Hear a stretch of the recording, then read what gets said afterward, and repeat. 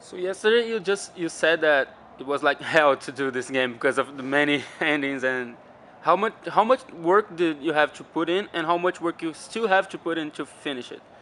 So it's, the challenge is to create an experience that gives players the possibility through their actions almost every minute to give them the possibility to change fundamentally and dramatically the fate of the characters. So the first challenge is to write this story. It's a story that's branching and that offers players the possibility to really have an impact on characters' fate in the entire floor of the story. So it took David almost 3 years to write this script. And then the other challenge, of course, is because of the sheer size and the complexity, is to create the game, to develop it, to create all the graphics, all the characters. There's something like 250 characters in the game. So we needed to cast as many actors and shoot many hours of motion capture animation. So yeah, it's a long process with a lot of people. There are 170 people in a studio plus outsourcing. So it's it's um, it's been a tremendous challenge to create such an ambitious title. And it's a very beautiful game, and you get really into it. But so I think many people may find it like stressful. One girl out here just said it was a stressful experience. And how do you think about it? And all the things that people are saying that it's taking subjects that shouldn't be in a game and those things like that. We're trying to create experiences that are meaningful. We're trying to um, put the player in the shoes of the heroes and confront players with sometimes difficult moral dilemmas that will question them as individuals. Um, the, this game is the most ambitious that we've ever created, not only because of its size and the complexity of it, but also because we've decided to touch upon socially relevant themes. So it's a game for adults, and we want to create an experience that's thought-provoking, that where people will need to ask themselves some fundamental questions. The first of which being, what does it mean to be human? Like that, it sounds like a very simple question, um, but we're putting the player into a context that is sometimes pretty stressful, um, very emotional, and we ask the player to take important decisions. And it's not easy to play too. I mean, with the controllers and everything. I was just playing right here, and my hands are all sweaty, and you have to keep pushing the button. So It's it's yeah, we really try to put the player in the shoes of the characters. So in terms of gameplay, we try as much as possible um, to mimic characters' actions on the controller, so that an empathy is generated, so that you really identify with the characters. Um,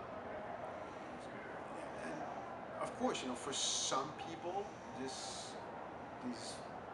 subject matters that we're touching upon shouldn't be in games because they expect games to be only about shooting and jumping. But I think video games have evolved. Um, the medium is now mature enough to be able to tackle these subject matters. Of course, we need to do it with sensitivity. Um, we, we can't do it lightly, and this is absolutely not what we've done. Um, and I think that players are ready for it also. And we've received in the past few weeks, few days even, quite a great number of letters. Um, People posting videos telling us to deliver on our vision and to create something really meaningful and not to shy away from some tough subject matters. in the country. I think players really want that today, and this is exactly what we're going to do. Yeah, and did you expect this? I mean, next year we have like The Last of Us and God of War, and people talking about all these huge games, and how Detroit suddenly, for a lot of people, including most of the Brazilians, is like there with them.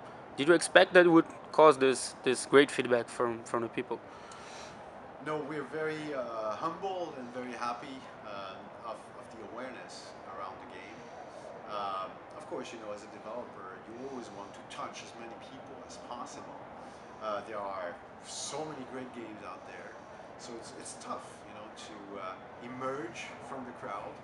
Um, but yeah, I hope sincerely that we will be able to touch as many people as possible, and we hope that we've put a lot of love, a lot of energy into crafting a very, very emotional experience, and yeah, hopefully it's going to touch people. And you were telling me that you worked with a Brazilian author. If you could just tell a little bit of this story for us, please.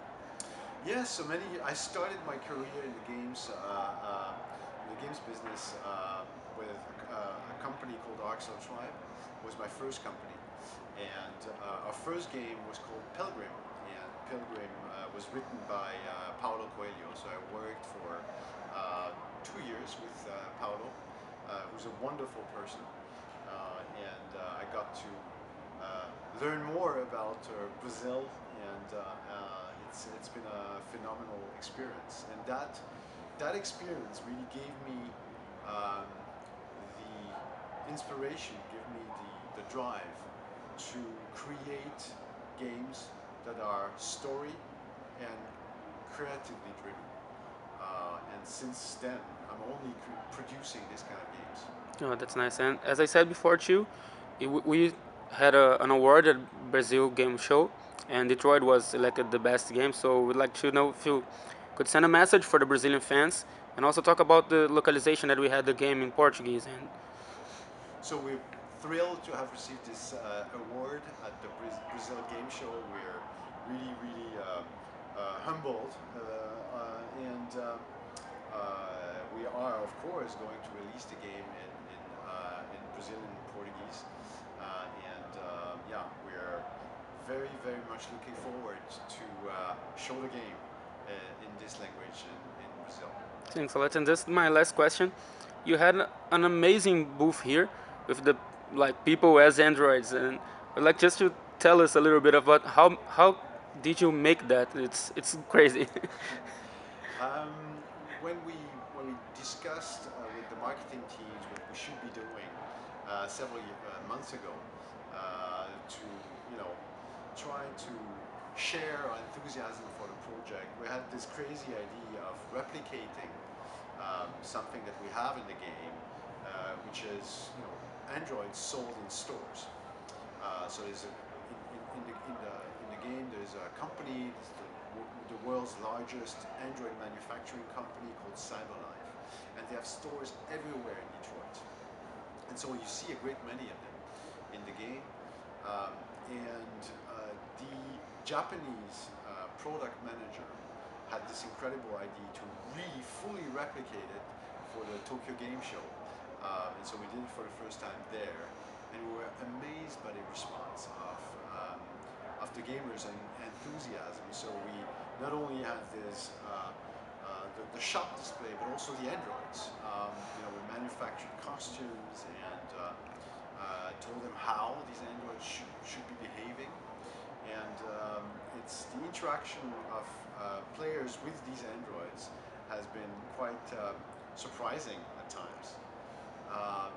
What I like also about it is that it's not only a kind of a marketing gig, it also questions us. And I've seen a lot of people feeling a little bit uneasy about it, but that's exactly what we want. We want people to think about it.